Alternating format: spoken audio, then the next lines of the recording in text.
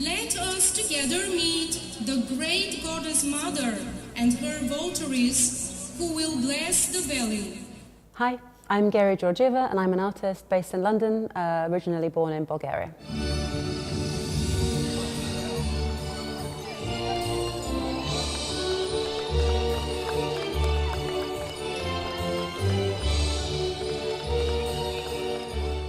Gery, we happen to welcome you here to the SCHIRN Kunsthalle, and today evening we will be showing three recent films by you. But this conversation I would like to start talking about Balkan Idol from 2015. In this film you're standing in the middle of Buzluđa monument. This is a very prominent monument and also architecture of a spectacular size in Bulgaria, which was built to honor the Communistic Party. And today it's totally ruined down, and there we see you standing in the middle, and in the next scene we see you again, but this time you're standing in the middle of a discotheque. And it seems like you relate two issues here, communist past and then contemporary, again, pop culture. Mm-hmm. And I was interested in how do you see the passage? I like the idea of relating these two spaces that have a sense of social occasion. So the arena, which is built as a circular arena for the performance of power originally in the 80s to do with socialist government, and which is obviously now completely dilapidated, relating that to the nightclub, which is like a new kind of forum of showing possession, power, wealth, and both have these incredible decoration and incredible way of funneling traffic, people, and where you can present yourself. One of them is, in the very middle of an arena. The other one is on a light-up dance floor. The two spaces have a contentious relationship to national identity and how I believe Bulgarians want to be seen from the outside.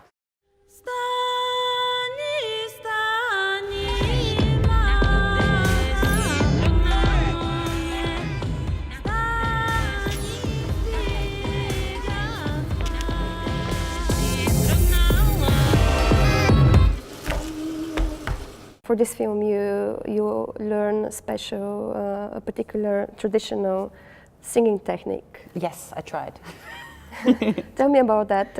Was it a question about authenticity, or was it something else? What was you interested in? No, that was the song that I sing in the video, Brava Mama Ruže Cvete, which means a young lady picked a red flower, which is relevant to the subject matter. There's something about trying to access that and giving it the attention.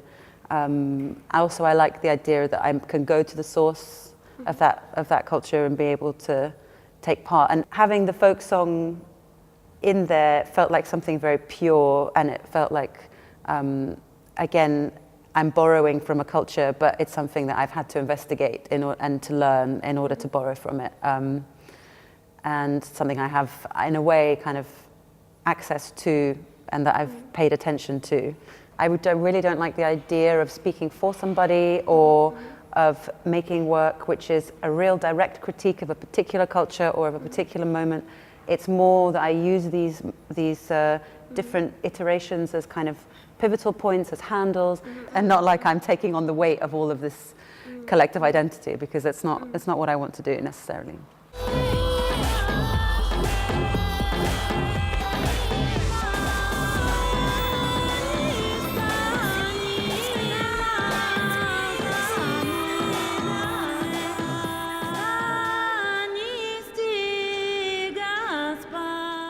There is one more film we're showing today evening, The Polythene Queen, which you made in 2017. Yes. And it goes more in the direction as a comment on contemporary life you also encounter in Britain. And it is made in 2017, the time as Brexit was defining the daily life and all controversies around it. What kind of comment is this on the life which is immediately surrounding you every day?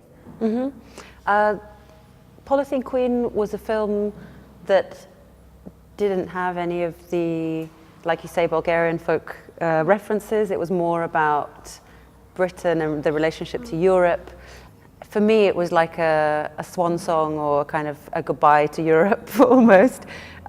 What's funny is that I filmed it maybe a week before the Brexit vote.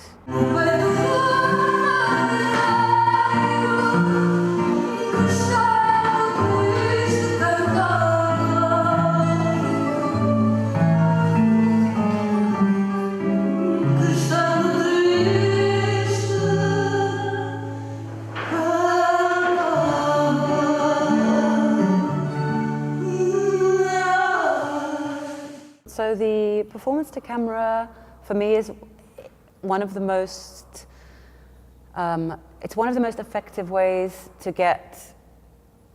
reach a place where I feel like I can improvise freely and that I feel like I reach a kind of intimacy with the person who might be viewing on the other side.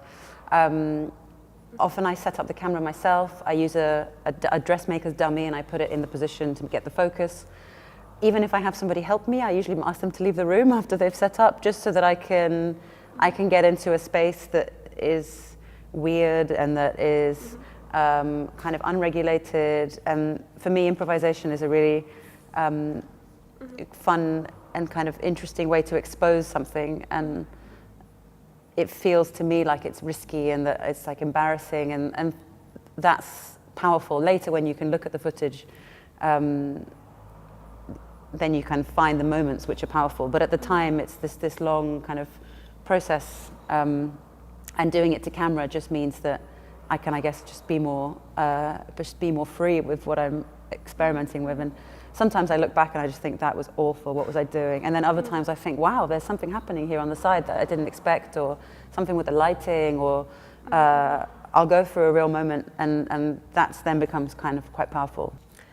Talking about your very last film, The Blushing Valley, what prompted you to go to the Rose Valley and to make this film? I've had a postcard on my wall in the studio for years about the showing Bulgaria, Land of Roses, with lots of beautiful women picking roses, and also this image of the Rose Queen.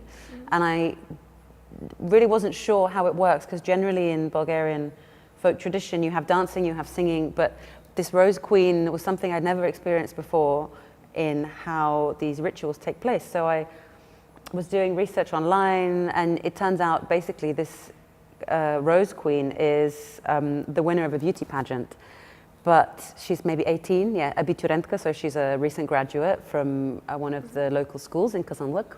And she's paraded around, and after the festival, she's a kind of diplomat. So she gets, she travels the world, she represents the region, she represents the rose. It was fascinating to me, the idea that this young woman was both a sort of symbol, she was a symbol of the rose itself, which is at once a national symbol, but also a symbol of export, because rose oil is a huge export for Bulgaria, and they're very proud of it. It's the gold on the earth, that's what they call it. So I just thought I'd rather want to go and see how they handle this ceremony of this sweet young girl who's crowned as this representative of so many things, but also within a folk context.